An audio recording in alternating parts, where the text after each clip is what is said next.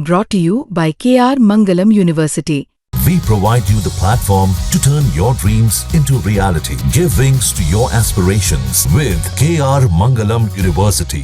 नमस्कार दोस्तों, बात करते हैं हरियाणा के पंचकुला की। यहाँ पर एक बड़ी वारदात हुई। दरअसल नेशनल कबड्डी प्लेयर जिसका नाम सोनू नाल्टा है, आप सोचिए उसकी गोली मारकर हत्या कर दी गई। वो स्कॉर्पियो में था अपने साथियों के साथ, और इसकी जिम्मेदारी किसने ली है? दरअसल आरोपी जिसने गोली मारी, उनमें से एक आरोपी ने वीडियो बनाई और कहा कि ये काम अनमोल विश्नोई ने करा है। कौन है अनमोल विश्नोई? सबको पता है, यानी लॉरेंस का भाई, जो इस समय कनाडा में है, ऑस्ट्रेलिया में है या यूएस में, कहाँ है इसको लेकर एक सटीक जानकारी नहीं आई, लेकिन इतना साफ हुआ था कोई यूएसए में है। अब इसको लेकर एक बार फिर गैंग वॉर का ये आशंका जो है जन्म ले रही है। इससे पहले भी हम सबको पता है कि नेशनल कबड्डी प्लेयर, एक कबड्डी प्लेयर की भी हत्या हुई थी। कबड्डी प्लेयर की हत्या हुई थी। देखिए ये क्या मामला था, कॉस्मो मॉल है पंचकुला में, और वहाँ से सोनू नाल्टा अपने 3-4 दोस्तों के साथ निकलते हैं। उसके साथ एक लड़का होता है प्रिंस, और 3 लड़कियाँ होती हैं। ये मूवी देख के निकलते देर रात, लास्ट शो रहता है। लास्ट शो देख के जैसे ही मॉल के बाहर निकलते, कुछ लोग शिफ्ट से आते और अंधाधुंध फायरिंग करते, जिसमें से 7 गोली सोनू को लगती है और उसकी मौका वारदात पे ही मौत हो जाती है। एक सर में, 2 चेस्ट पे, और एक हाथ में और एक पैर में। मतलब सोचिए इस तरह से 7 गोलियां लगती हैं, और उसके साथ जो प्रिंस है उससे भी गोली लगती है। वो भी घायल है और अभी एडमिट है, सीरियस कंडीशन में है।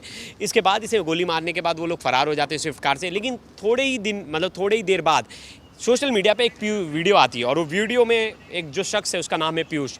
पीयूष बोलता है कि इस हत्या की जिम्मेदारी मैं लेता हूँ और मेरे पीछे अनमोल विश्नोई का हाथ है। मैं अनमोल विश्नोई के गैंग का हूँ और अनमोल विश्नोई मेरे साथ है इस पूरे हत्याकांड में।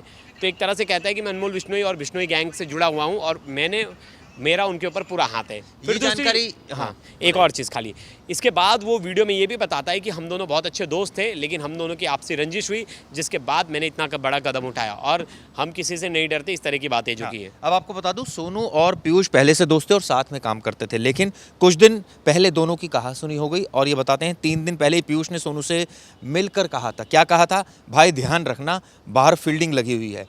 गुरुवार को वो दोबारा मिला और पूछा, भाई गोली मार दूं?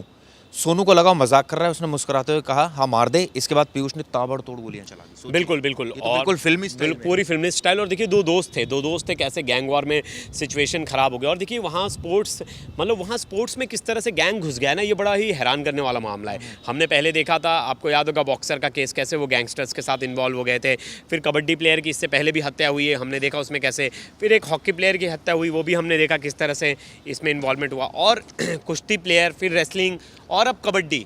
तो कहीं ना कहीं वहाँ की जो स्पोर्ट्स में कहीं ना कहीं इनका जो इन्फिल्ट्रेशन है, ये जिस तरह से घुस गए, जो विश्नोई गैंग है और बाकी जो गैंग है, लॉरेंस गैंग है और अनमोल का गैंग है, ये सब जो चल रहे हैं, अलग अलग और गैंग्स भी एक्टिव हैं। ये इसको इस केस में क्यों ना माना जाए कि सोनू की पीयूष से अदावत हुई, और उसके बाद पीयूष चूंकि ये बताते हैं कि अनमोल विश्नोई का साथी, उसने अनमोल को बोला और अनमोल ने इस हत्याकांड को अंजाम दे हाँ बिल्कुल हेल्प की उसकी। उसके पास आर्म्स, एमिनेशन, ये सब कहाँ से आए? वो अनमोल विश्नोई गैंग से, और वो खुल के वीडियो बना रहा है ना, ये हम क्लेम नहीं कर रहे।